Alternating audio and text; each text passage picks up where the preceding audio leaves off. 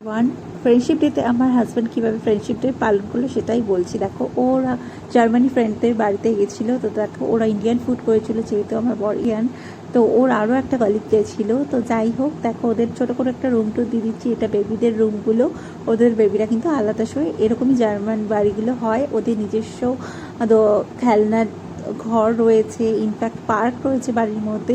এগুলো সব বাড়ির মধ্যে কিন্তু। হ্যাঁ, ওরা কিন্তু বাচ্চাদের ফোন এইসব কিছু দেয় না যে টিভি দেখো, ওরা খেলে, ওদের খেলতে দেয়। তো দেখো কীভাবে বাচ্চাগুলোকে ঘোরাচ্ছে, একটা রাইডও তো মনে হয় না বাদ দিয়েছে। তো প্রচণ্ড ওরা এনজয় করছে, আমি গেলে হয়তো আমিও এরকম এনজয় করতে পারতাম। তো যাই হোক, তো দেখো প্রত্যেক কটা স্লিপ কেটে কেটে নামছে। আর ওরা কিন্তু ওরকম 3-4 বছর এরকম বয়স, ঠিক আছে, তো ওদের দেখে মনে হচ্ছে না ওরা কত বড়। ওখানকার বেবিরা একটু হাইটের, লম্বা, গায়ে পায়ে বড় হয় ইন্ডিয়ান বাচ্চাদের তুলনায়। তো দেখো কি সুন্দর প্রত্যেক কটা রাইড চড়েছে।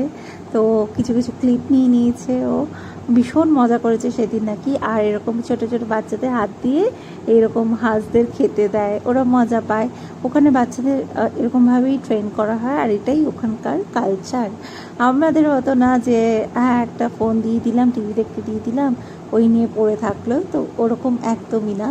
তো দেখো, আর প্রত্যেক কটা বাচ্চা কিছু না কিছু রাইড করছে। এটা একটা অনেক বড় পার্ক, বড়রাও রাইড করতে পারো, ছোটরাও করতে পারো। তো দেখো, এটা হলো এক ইন্ডিয়ান কলিকের বেবি, ওরও বয়স 3 বছর।